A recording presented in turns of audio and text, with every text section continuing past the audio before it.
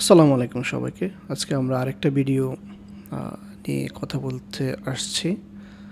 এই ভিডিওটা খুবই ইম্পর্ট্যান্ট। আমি আশা করব আপনারা প্রথম থেকে শেষ পর্যন্ত ভিডিওটা মনোযোগ দিয়ে দেখবেন। আপনারা অনেক কিছুই জানতে পারবেন। কেন আমাদের র্যাঙ্ক ফল করে, কেন আমরা আমাদের র্যাঙ্ক ড্রপ করে, যেখানে মানুষজন বছরের পর বছর র্যাঙ্কে থাকে, কিন্তু আমাদের ওয়েবসাইটগুলো আসলে কেন থাকে না। এটা অনেক বড় একটা ইম্পর্ট্যান্ট ইস্যু, কিন্তু আমরা এটার এক্সাক্ট কারণগুলো আইডেন্টিফাই করতে পারি না, বিধায় আমরা বছরের পর বছর থেকে পিছিয়ে থাকি অন্য ফার্স্ট ওয়ার্ল্ড কান্ট্রির মানুষদের তুলনায়। তো আমি আজকে আপনাদেরকে দেখাবো কেন আসলে আমাদের র্যাঙ্ক ফল করে। তো এটা অনেকগুলো কারণ আছে। আমি আজকে 10টা কারণ নিয়ে আপনাদের সাথে আলোচনা করব, যেগুলা মোস্ট ইম্পর্টেন্ট। আমি আমার রিয়েল লাইফ এক্সপিরিয়েন্স থেকে আপনাদের দেখানোর চেষ্টা করব। সেটা এক নম্বর পুওর ওয়েবসাইট স্পিড। আপনারা আমার আগের ভিডিওগুলোতেও দেখছেন, আমি website speed and core web vital নিয়ে আগের ভিডিওগুলোতে কথা বলছি, যে এটা কত ইম্পর্টেন্ট। কারণ আমরা যদি লেটেস্ট গুগলের লিকড এটা দেখেন, কীভাবে তারা ওয়েবসাইট র্যাঙ্ক করে, ওখানেও তারা বলছে যে ওখানেও দেখা গেছে যে ওরা গুগল ক্রোম থেকে ডাটা নেয়, মানুষের ইউজার এক্সপিরিয়েন্সগুলো ওরা অ্যানালাইসিস করে দেন একটা ওয়েবসাইটকে তারা র্যাঙ্ক দেয় কিংবা দেয় না। সো আপনারা বুঝতেই পারতেছেন যে কোর ওয়েব ভাইটাল, পোর স্পিড, ভালো স্পিড, ইউজার এক্সপিরিয়েন্স, এগুলো আসলে কত ইম্পর্ট্যান্ট।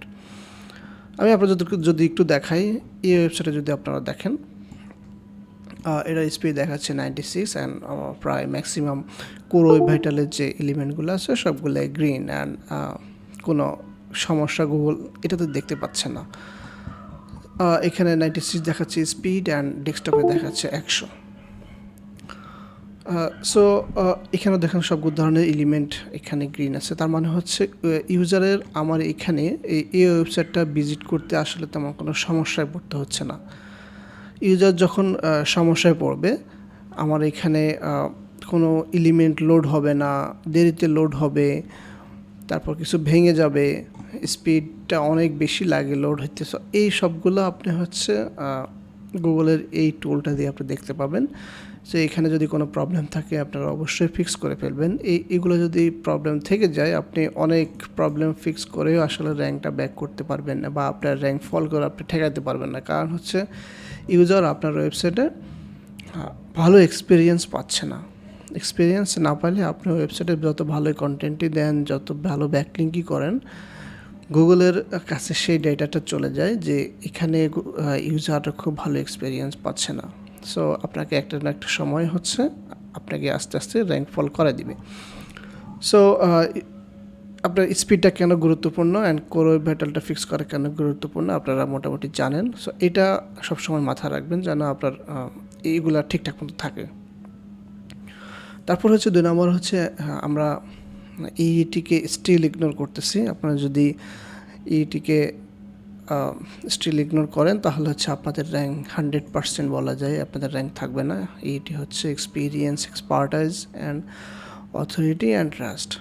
আপনার আপনি যে নিশ ওয়েবসাইটটা বানাইছেন, সেই নিশে আপনার এক্সপিরিয়েন্স আছে কিনা, এক্সপার্টাইজ কিনা, তারপর অথরিটি আছে কিনা, আপনাকে গুগল ট্রাস্ট করবে কিনা, অ্যান্ড ইউজাররা আপনাকে ট্রাস্ট করবে কিনা, এই ব্যাপারগুলো আপনাকে আপনার ওয়েবসাইটের মাধ্যমে অপটিমাইজ করে আপনাদেরকে দেখাইতে হবে। তাহলে গুগল যেন বুঝতে পারে যেন এই ওয়েবসাইটটা যিনি চালাচ্ছেন উনি অনেক এক্সপিরিয়েন্সড একটা মানুষ, তাকে ট্রাস্ট করা যায়। এই ব্যাপারগুলো আপনারা কীভাবে ফুলফিল করবেন, এখানে আমার একটা এসইও কোর্স আছে। এইখানে টোটাল 34টা পয়েন্টস আছে আপনাদের ইইটি নিয়ে। এটা যদি আপনারা এখানে রিয়েল লাইফ এক্সাম্পল দিয়ে ইইটিকে খুব ভালোভাবে আপনার এক্সপ্লেইন করা হয়েছে, কীভাবে অপটিমাইজ করা হয়েছে, কীভাবে আপনি আপনার ওয়েবসাইটে ইইটি অপটিমাইজ করবেন, এগুলো সব কিছু এখানে দেখানো হয়েছে। সো আপনারা ইউটিউবে অনেক ধরনের ইইটি নিয়ে অনেক ভিডিও আছে, ওগুলো দেখলেও আপনারা অনেক কিছু ক্লিয়ার হয়ে যাবেন। তবে এটা যদি আপনি দীর্ঘদিন আপনাদের র্যাঙ্ক ধরে রাখতে চান, তাহলে এটা আপনাকে করতেই হবে, এটার আসলে বিকল্প নাই। তারপর not fulfilling full search intent. প্রত্যেকটা ইন্ডাস্ট্রি বলেন আর প্রত্যেকটা নিশ বলেন, প্রত্যেকটা ইন্ডাস্ট্রিতে হচ্ছে আলাদা আলাদা অনেক ধরনের আপনার সার্চ ইন্টেন্ট আছে। সার্চ ইন্টেন্ট কী, এগুলো নিয়ে আমাদের ভিডিও আছে, আপনারা যদি একটু সার্চ করেন পাবেন। তো সার্চ ইন্টেন্ট হচ্ছে অনেক ধরনের সার্চ ইন্টেন্ট হয়, যেমন ইনফরমেশন হয়, কমার্শিয়াল হয়, লোকাল হয়, ভিজুয়াল হয়। তো এই ধরনের অনেক ধরনের প্রত্যেকটা নিশে আলাদা আলাদা আপনার সার্চ ইন্টেন্ট আছে। আপনার যে ওয়েবসাইটের যে ইন্ডাস্ট্রিতে আসে, যে নিশে আছে, ওই নিশে আপনি দেখবেন যে আপনার ওয়েবসাইটে আপনার সব ধরনের ইউজারের সার্চ ইন্টেন্ট ফুলফিল করছেন কিনা। আপনি কি শুধু কমার্শিয়াল ইন্টেন্ট ফুলফিল করতেছেন, আপনি শুধু ইনফরমেশন দিচ্ছেন, বা আপনি শুধু লোকাল দিচ্ছেন। আপনাকে দেখতে হবে আপনার এই নিশে কত ধরনের সার্চ ইন্টেন্ট আছে, সবগুলো আপনাকে ফুলফিল করতে হবে যদি আপনি লং টার্মের জন্য সাস্টেইনেবল র্যাঙ্কিং চান, তাহলে কিন্তু আপনার র্যাঙ্ক ফল করবে। তারপরে হচ্ছে lack of niche specific essential pages. যেমন আমরা যদি একটা ওয়েবসাইট বানাই, আমরা এখানে কি করি, আমরা ওখানে 3-4টা সার্ভিস পেজ থাকে, তারপর about us, contact us page, তারপর হচ্ছে কয়েকটা ব্লগ পোস্ট, এই নিয়ে আমাদের একটা ওয়েবসাইট হয়ে যায়। কিন্তু এই ছাড়াও আমাদের সেই টপিকে আমাদের কাছে অনেক ধরনের পেজ আশা করে। আমরা রিসেন্টলি আপনার যদি আমাদের লাস্ট কেস স্টাডিটা দেখে থাকেন, ওখানে আমরা একটা ওয়েডিং নিশের একটা ওয়েবসাইটের জন্য ওদের হচ্ছে এই পেজগুলো ছিল না, তারপর আমরা ওদের থেকে ইনফরমেশন নিয়ে এই যত ধরনের পেজ ওই নিশটা ওই ওয়েবসাইটটা ডিজার্ভ করে, আমরা হচ্ছে সবগুলা পেজ ক্রিয়েট করে তাদেরকে একটা ভালো রেজাল্ট এনে দিয়েছে। সো আপনার নিশে, আপনার টপিকে, আপনার ওয়েবসাইটে যত ধরনের টপিক অ্যান্ড পেজ ডিজার্ভ করে সবগুলো নিয়ে আপনাদেরকে হচ্ছে পেজ বানাতে হবে, নইলে কিন্তু একটা সময় আপনার র্যাঙ্ক ফল করবে, এটা 100% শিওর। আপনি শুধু সার্ভিস পেজ, শুধু ব্লগ পোস্ট দিয়ে একটা ওয়েবসাইটকে আপনি দীর্ঘদিন র্যাঙ্কিংয়ে রাখতে পারবেন না। আপনাকে এই সবগুলা পেজ বানাতে হবে, আপনার ওয়েবসাইটকে একটা অথরিটির লুক দিতে হবে বোথ ইউজার অ্যান্ড সার্চ ইঞ্জিনগুলোকে। যেমন আমাদের ওয়েডিং নিশের ওয়েবসাইটে এই পেজগুলো ছিল না, যেমন ওয়েডিং চেক লিস্ট, আপনারা যদি এগুলো একটু দেখেন যে এগুলো কত ইম্পর্টেন্ট। তারপর হচ্ছে হানিমুন প্ল্যানিং, ক্যারিয়ার, অনেক ওয়েবসাইটে ক্যারিয়ার পেজ থাকলেও দেখবেন ম্যাক্সিমাম ওয়েবসাইটে এটা রাখে না। তারপর প্রেস অ্যান্ড মিডিয়া, এটা আপনারা অবশ্যই রাখবেন। আপনার ওয়েবসাইটে যদি কোনো কোলাবোরেশন অথবা পার্টনারশিপ অফার করে, এগুলো পেজ নিয়ে রাখবেন। এই সবগুলো পেজ হচ্ছে আপনারা আপনাদের ওয়েবসাইটে ক্রিয়েট করে রাখবেন। নট নেসেসারি যে এখানে 1000 অফ ওয়ার্ডস লাগবে। আপনার ওয়েবসাইটটা এই পেজটা, যেমন প্রেস অ্যান্ড মিডিয়া, এখানে কি থাকে, এখানে হচ্ছে আপনার ওয়েবসাইটটা যদি কোথাও ফিচার্ড হয়, কোনো মিডিয়া যদি আপনার ওয়েবসাইটটা নিয়ে কথা বলে, সেখানে আপনারা হচ্ছে সেই লিঙ্কগুলো, সেই ভিডিওগুলো, সেই ফটোগুলো এখানে শো করে রাখবেন। সো এটার জন্য তো আপনাদের থাউজেন্ডস অফ ওয়ার্ড লাগে না, শুধু আমাদের একটু ইগনোরেন্সের কারণে অ্যান্ড আমাদের একটু ল্যাকিংসের কারণে আমরা এই পেজগুলো বানাই না। আসলে এই পেজগুলো অনেক ইম্পর্টেন্ট গুগলের চোখে আপনার ওয়েবসাইটটা একটা ট্রাস্টেড ওয়েবসাইট হিসেবে প্রমাণ করতে। সো আপনারা এগুলো অবশ্যই খুলে ফেলবেন।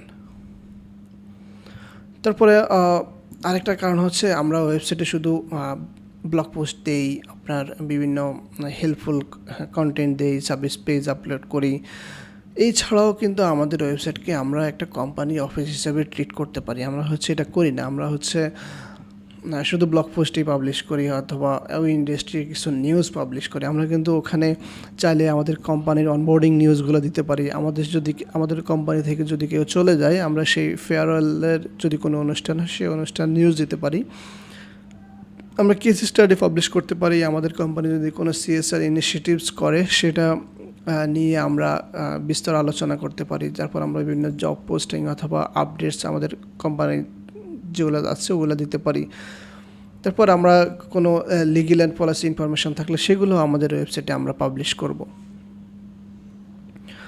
ওয়েবসাইট র্যাঙ্ক ফল করার একটা অন্যতম কারণ হচ্ছে আমাদের ওয়েবসাইটে কোনো বুকমার্কেবল কন্টেন্ট না থাকা, মানে হচ্ছে কোনো রিটার্নিং কাস্টমার আনবে এমন কিছু আমাদের ওয়েবসাইটে না থাকা। এটা অন্যতম একটা কারণ। মেক শিওর যে আপনি যে ওয়েবসাইটটা বানাচ্ছেন, যে নিশে, ওই নিশে আপনি এমন কিছু বানাচ্ছেন যেটা হচ্ছে আপনার ওয়েবসাইটটাকে মানুষ বুকমার্ক করে রাখতে হেল্প করে। যেমন